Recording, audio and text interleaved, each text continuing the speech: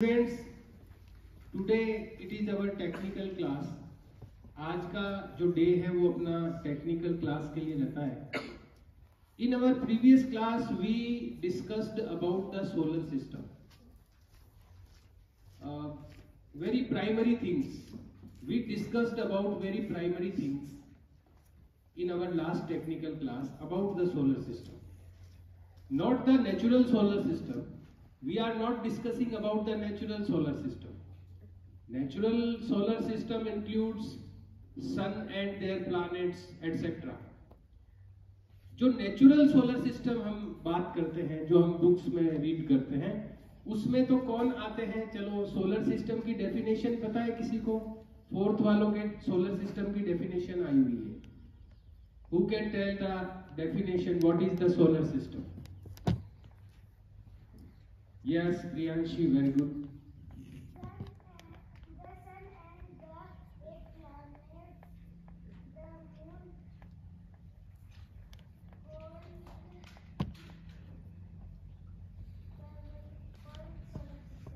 Sit down. She said around correct answer. Solar system, when we discuss about the natural solar system, जब हम बात करते हैं natural solar system की, तो उसमें सन, उसके 8 प्लैनेट्स, इसके अलावा उसके प्लैनेट्स के जो सैटेलाइट्स हैं वो, और जो अदर जो सेलेस्टियल बॉडीज होती है, वो सब मिलकर के सोलर सिस्टम बनता है. That is the natural solar system. वो जो सोलर सिस्टम होता है वो नेचुरल सोलर सिस्टम होता है. तो जब अपन बात सोलर सिस्टम की करते हैं तो अपन को ये देखना होता है कि हम कौन से सोलर सिस्टम की बात कर रहे हैं.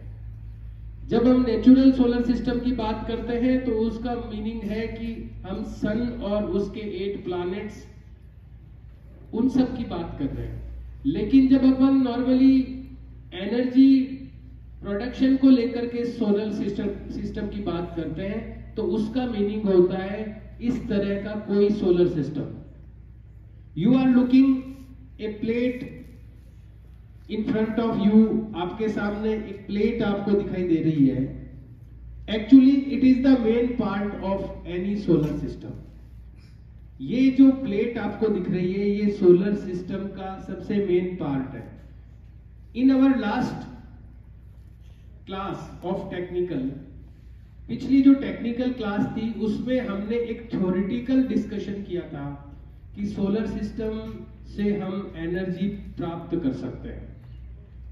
सोलर सिस्टम जो अभी मॉडर्न जो टेक्नोलॉजीज है एनर्जी प्रोडक्शन की, उनमें सबसे एफिशिएंट सिस्टम है. मैंने आपको पिछली क्लास में बताया था कि हम जो बिजली आती है अपने घर में, इलेक्ट्रिसिटी जो यूज करते हैं, वो बिजली कई तरह से बनाई जाती है. उसमें से अभी जो सबसे ज्यादा यूज किया जाने वाला तरीका है वो है कोयले से बिजली बनाने वाला. कोयले से बिजली बनती है तो उससे पॉल्यूशन होता है, बहुत सारा धुआं निकलता है. और कोयला जो है वो एक लिमिटेड सोर्स है.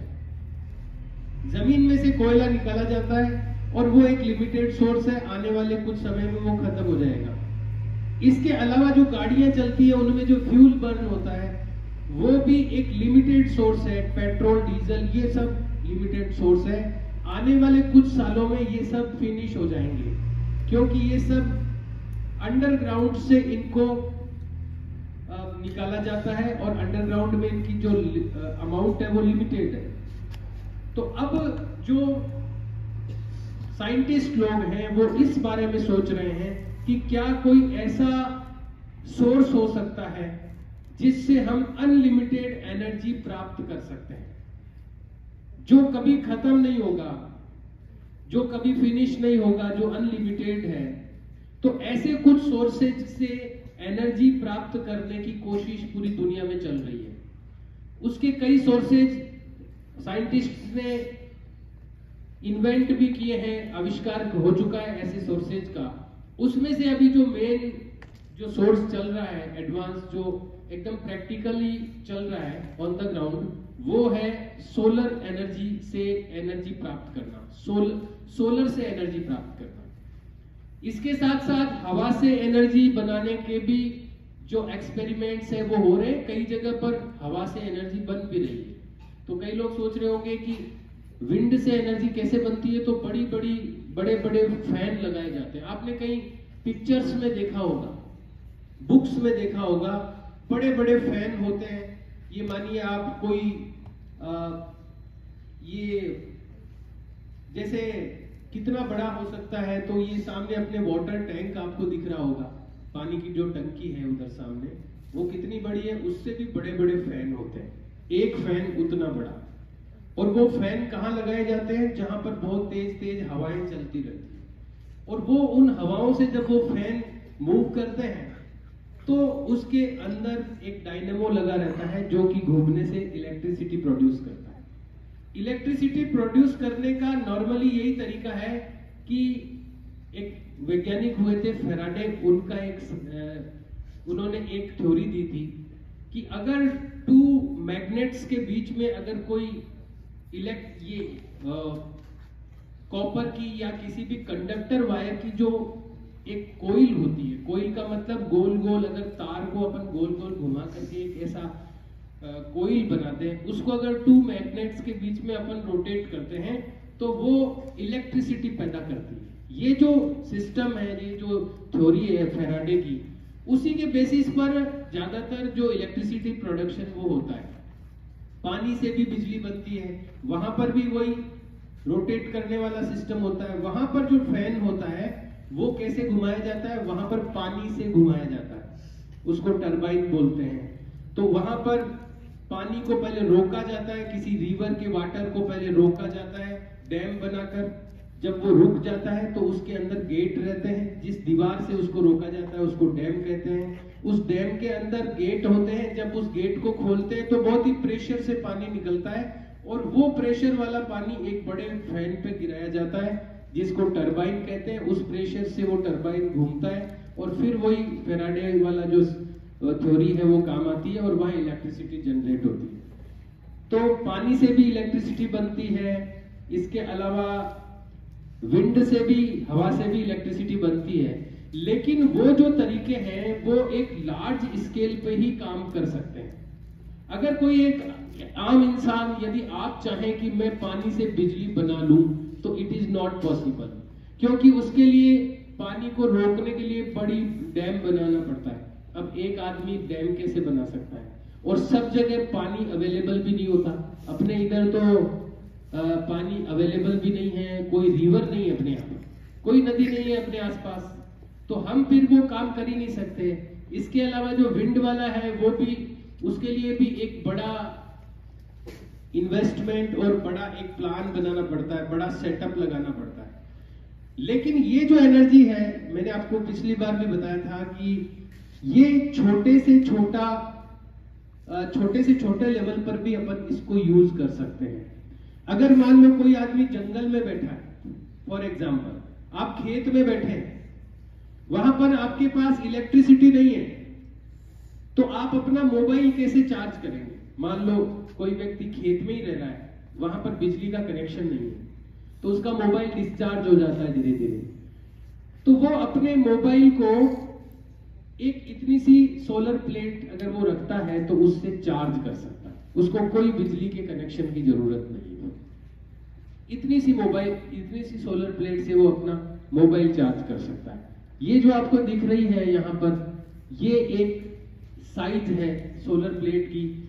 आपको उधर भी एक सोलर प्लेट दिख रही होगी लगी हुई, तो ये भी एक साइज है सोलर प्लेट की। तरह तरह की साइज की सोलर प्लेट्स आती है, हालांकि उससे बड़ी नहीं आती है, थोड़ी बड़ी आ सकती है उससे, पर बस उतनी ही बड़ी आती है। अब ये जो सोलर प्लेट है ये क्या करती है, कैसे इलेक्ट्रिसिटी बनाती है, इस बारे में थोड़ा सा नॉलेज आपको मैं देना चाह रहा हूं, ताकि आप भी इसको समझ सके और आने वाले टाइम में अगर आपको भी ये यूज करना हो तो आप भी इसको यूज कर सकें। तो कोई भी सोलर प्लेट जो होती है वो, उसके अंदर आप देखेंगे तो इस तरह की लाइनें बनी हुई आपको दिखेगी। सोलर प्लेट कोई सी भी हो, ये लाइनें जरूर दिखेगी आपको, जो आप देख रहे हैं। लाइंस दिख रही है आपको इसमें, और इसमें आपको एक फ्रेम दिख रही है चारों ओर, जो एल्यूमिनियम की है। ये जो फ्रेम इसके चारों ओर जो इसकी फ्रेम है वो एल्यूमिनियम की है। और इसके अंदर जो ब्लैक कलर का दिख रहा है आपको, एक्चुअल में सोलर प्लेट का जो मेन पार्ट है वो यही है। ये जो ब्लैक कलर दिख रहा है आपको, ये ब्लैक कलर जो है, इसमें ये ब्लैक कलर में आप अगर बारीक से आकर के देखेंगे इसको, कभी आप उस प्लेट को देखना जो लगी हुई है उसको अगर आप बारीक से देखेंगे तो इसमें आपको ऐसे लाइंस दिखाई देगी। कभी किसी ने देखा है, पास से देखा है सोलर प्लेट को, तो इसमें आपको ये एकदम लाइंस दिखाई देगी, बारीक बारीक लाइन है। ये ब्लैक पूरा टोटल ऐसे कॉमन एरिया नहीं है, इसमें लाइंस हैं बहुत बारीक बारीक। अगर आप देखेंगे तो आपको दिखेगा, कभी देखना आप उस सोलर प्लेट में। तो ये जो लाइनें हैं ये एक मटेरियल की बनी होती है जिसका नाम है सिलिकॉन। सिलिकॉन की बनी होती है। दुनिया में कई प्रकार के मटेरियल हैं, जैसे आपने जानते हैं आप, लोहा, सोना, चांदी, पीतल, पत्थर, बहुत सारे मटेरियल हैं। लेकिन उन मटेरियल में अलग अलग कैरेक्टरिस्टिक्स होती है, उनकी प्रॉपर्टीज होती है, उनकी विशेषताएं होती है। हर एक मटेरियल की अपनी विशेषता होती है। तो उसमें से ये जो सिलिकॉन है, सिलिकॉन जो मटेरियल है उसमें उसकी ये प्रॉपर्टी होती है कि उससे अगर इस तरह का एक प्लेट बनाई जाए, उससे इस तरह की अगर लाइनें बनाई जाए और जब उस पर धूप गिरेगी तो उसमें इलेक्ट्रॉन्स जो है वो मूव करना शुरू कर देंगे। अब इलेक्ट्रॉन्स क्या होते हैं, तो किसी भी पदार्थ जो होता है वो सबसे छोटा एटम्स से बना होता है। आपने सुना है, एटम का नाम सुना है? चलो मैं इसको और सरल करके बताता हूं। आप अगर किसी चीज को तोड़ते जाएं, ध्यान से सुनना आप, अगर आप किसी चीज को तोड़ते जाएं, छोटे से छोटे टुकड़े तक तोड़ते जाएं, तो आपको एकदम छोटा टुकड़ा मिल जाएगा उसका, एकदम छोटा। उसको भी और तोड़ते जाएं, अगर वो इतना छोटा हो जाए कि अब उसको तोड़ना पॉसिबल नहीं है, तो वो लास्ट जो टुकड़ा लास्ट जो पार्टिकल बचता है, कण जो बचता है उसको एटम कहते हैं। यानी हर पदार्थ एटम से ही बना है, लेकिन वो एटम अलग अलग प्रकार के हैं। लोहे का जो एटम है वो अलग है, उसका स्ट्रक्चर अलग है, उसकी बनावट अलग है। सोने का एटम अलग प्रकार का है, उसी से वो अलग प्रकार के मटेरियल बनते हैं।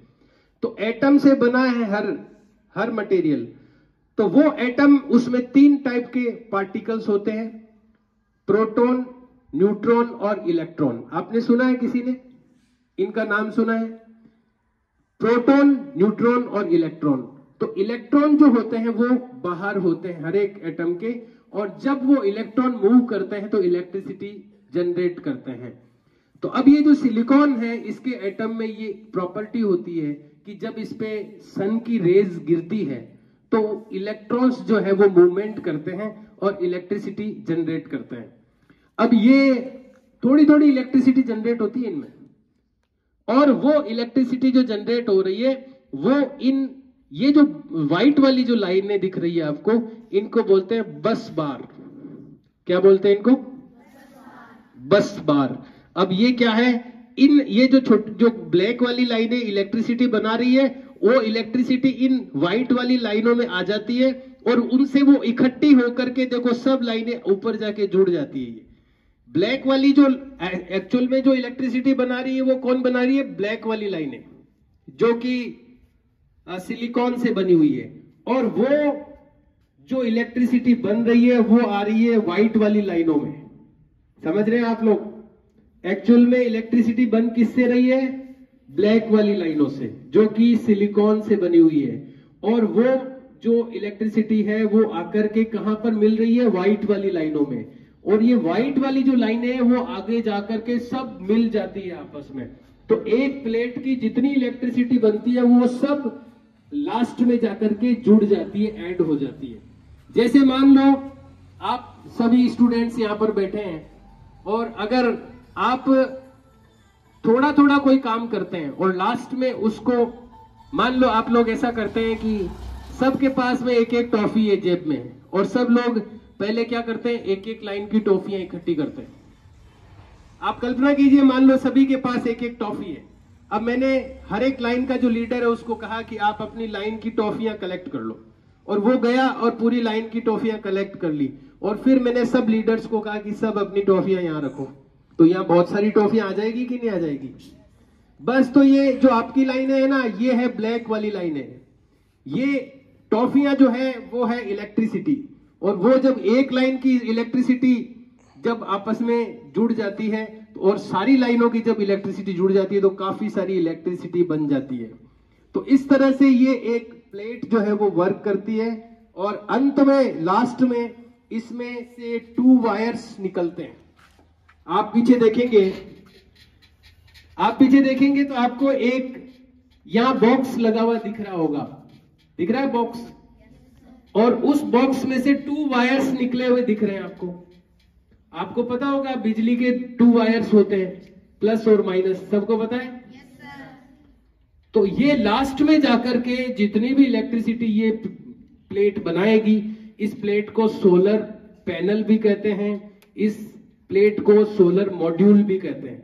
सोलर प्लेट, सोलर मॉड्यूल, कई नाम है इसके। तो ये सोलर पैनल जो है, इसमें लास्ट में से 2 जो वायर्स है वो निकल रहे हैं। यहाँ लिखा हुआ है माइनस और प्लस, दोनों यहाँ लिखा रहता है कि इसमें से प्लस का कौन है, माइनस का कौन है।